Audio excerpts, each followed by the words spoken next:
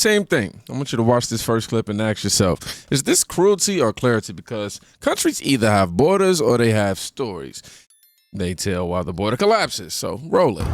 La he mirado en la tele. La he mirado. Let you out? Yeah. No, not let you out. You're under arrest. You're under arrest. Are you here in the United States illegally? ¿Estás aquí ilegalmente? ¿Tiene papeles para estar aquí? That's a criminal charge in this country, to be here illegally. ¿Sí o no? ¿Tiene papeles? Is that your brother? Yes? Yes, what's his name? My brother? Yes. ¿Cómo se llama? ¿Esteban? Aristeo. Yeah. Aristeo. Okay. You waited until we detained you. So now you will be removed from this country and never given the chance to come back. Vas a ser declarado. Do you have family here besides your brother? ¿Tiene familia aquí? Okay. All right. Okay. We'll talk to him.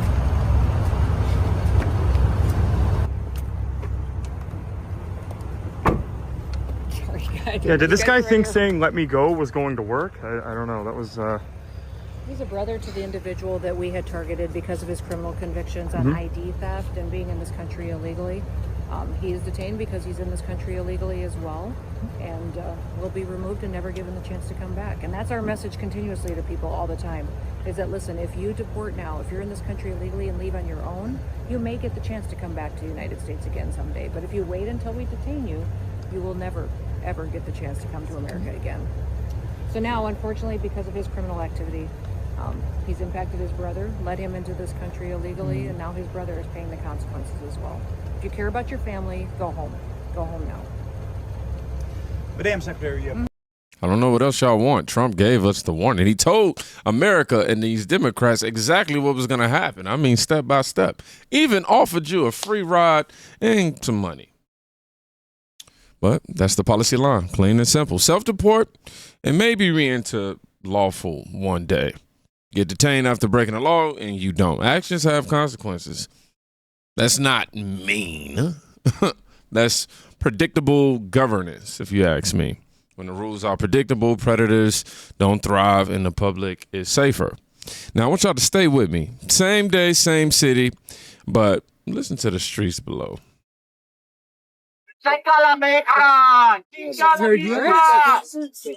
especially the man in the chicken house.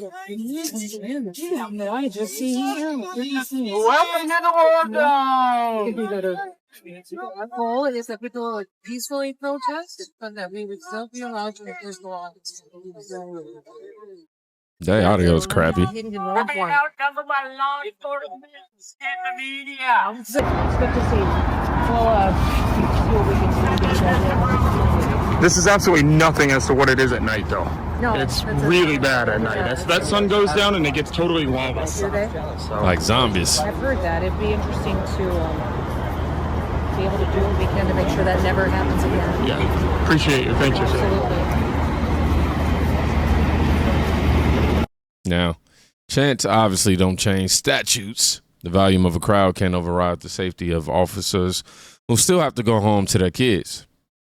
Adult leadership is hearing the noise and choosing order anyway. Now, zoom out to the decision makers. No, you should see the conversations outside. They're threatening their lives. They're saying Molotovs melt ice. They're talking about using weapons of destruction against our officers. And then these politicians stand up and say, well, we just need to talk some more. Listen, this mayor is going to wait until somebody gets violently hurt or killed. He's going to have blood on his hands because he sat around and thought too long because he was too scared of the political ramifications of making a big decision to keep his city safe. That's my concern, is that you've got so many people here in Portland playing politics. They don't realize they're up against professional terrorists. Antifa-affiliated individuals are outside this building right now shouting death to my law enforcement officers while the mayor drives home and probably has a fancy dinner tonight and goes to sleep in his cushy bed. It's just not acceptable, and I'm so glad that isn't going to continue to happen in President Trump's America. All right. Yeah, the same thing happened in Seattle with Chop or Chaz. They waited and they waited, then someone got murdered, and then they had to clean it up. Hopefully it doesn't get to that. Secretary, thanks so much for joining us, and continue to do a great job and stay safe. Now, here's the uncomfortable truth. Hesitation, it's also a policy. Just the con that pays in blood later. Leadership isn't waiting for a tragedy, it's acting so a tragedy never happens. You don't need perfect politics to do basic protection. Meanwhile, in Chicago, I want you to watch the whiplash. The judge in this case basically said that neither Miramar Martinez nor Anthony Reese pose a flight risk, and so she has ordered them freed pending their trial. Now, their cases have been jointed together in the same legal complaint, even though both were driving separate vehicles on the day in question, and according to their friends and family, they do not know each other. In court today, prosecutors described Miramar Martinez and Anthony Reese's actions as extremely dangerous and extremely reckless, saying the two had been following the Border Patrol agent's vehicle for 20 to 30 minutes before the alleged ramming took place Saturday morning, adding that the defendants weren't in the wrong place at the wrong time. The complaint, filed in court, alleges that on October 4th, 3 Border Patrol officers acting as security detail were driving a silver Chevy Tahoe in Oak Lawn when they were aggressively pursued by what is described as a convoy of civilian vehicles. That convoy, alleges the complaint, was attempting to box them in when they were struck, first by Martinez, then moments later by Ruiz, near 39th Place in Kedzie. Martinez was shot 5 times by agents, then arrested at a repair shop a mile away, while Reese was arrested at a gas station nearby. The criminal complaint, including photos of the CBP-driven vehicle, along with photos of both Martinez's and Reese's vehicles, with damage they say is consistent with the ramming. Now, in court today, defense attorneys for both Martinez and Reese disputed the government's version of events, but since this was a detention hearing, they mostly limited themselves to arguing why their respective clients should be released, with Martinez's attorney saying that she is still recovering from the injuries from those 5 gunshot wounds and needs immediate medical attention. Both are scheduled to be back in court. I mean, if you ran federal agents after stalking them for 20, 30 minutes, that's not, oops, wrong turn.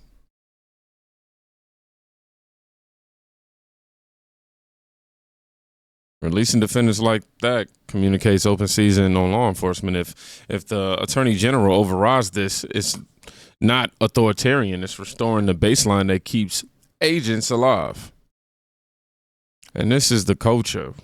This is the culture war version of the same thing. So I guess restaurants in Chicago have been refusing to feed ICE agents when they come in looking for a little snack. And I think this is phenomenal work because, no, that's fine. Eat shit, actually. Eat your fucking uniform. You should try that. It might actually be a double win for you. This is something that I think we need to be implementing nationwide. Right? Get these motherfuckers to just have a bad time. You don't have to break a law, but don't serve them food. You have every right to do that. Don't let them use your public restroom. Another thing that's been going down in Chicago. ICE agents pissing in bottles, my guy. Pissing in fucking bottles. Having a bad time. This is excellent work. You can't dox them, but you can certainly not give them a side of French fries. And Chicago police, I know you guys probably feel really guilty about, the last 100 years of terrorizing the black community there. You could make it up to all of us by citing all of the ICE agents for public indecency when they piss and shit in the streets since no one's letting them use the bathroom. Just an idea. Just an idea. A great way to utilize that white guilt. Man. Starving officers, blocking restrooms, turning logistics into humiliation rituals. None of that is civil disobedience. It's targeted harassment that increases risk. And in addition to that, it erodes the norms that protect everyone, including protesters. If you want fewer mistakes, you don't exhaust the people doing the dangerous work. Now, back to Portland. Read the faces. I'm going to give this to somebody. Here. Take care.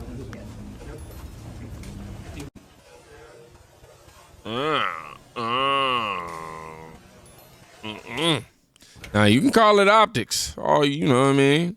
What I see is reality. I almost said what's like the word for that? Judicial. It's like jurisdictional or something like that. Yeah, I see that type of reality right now. When locals want secure federal sites, federal leadership will. That's not a coup. That's the chain of responsibility reattaching to the hook. Yeah, they say the chief looks so defeated. Do y'all agree? Now, quick palate cleanser.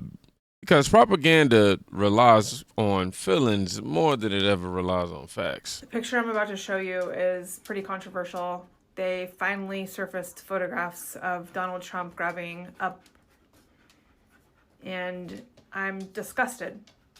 He is supposed to be the president of the United States, and yet this is what we have. We have a guy that goes around grabbing pussies. Her name was Kitty, made her money.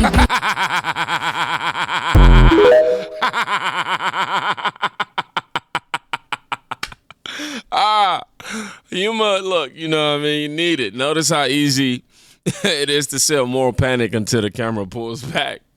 Again, man, humor, it breaks spells and details, you know, they break myths. In the end, reality wins if you let it speak. Now, here's my bottom line. America doesn't need more slogans. We need sturdy adults, all right? Protect it. We need to protect the agents, enforce the law, stop pretending that chaos is somehow compassion, as I always tell y'all. If Portland wants to see fewer headlines coming their way, it's simple. Just guard the door. If Chicago wants fewer injuries, it's simpler. Stop green lighting attacks on the feds. Same thing. If you made it to the end of this video, just go ahead and write guard the door. Yeah, that way I know. Other than that, y'all be safe. Please go check on a friend today. You can quite literally be saving their life. Peace.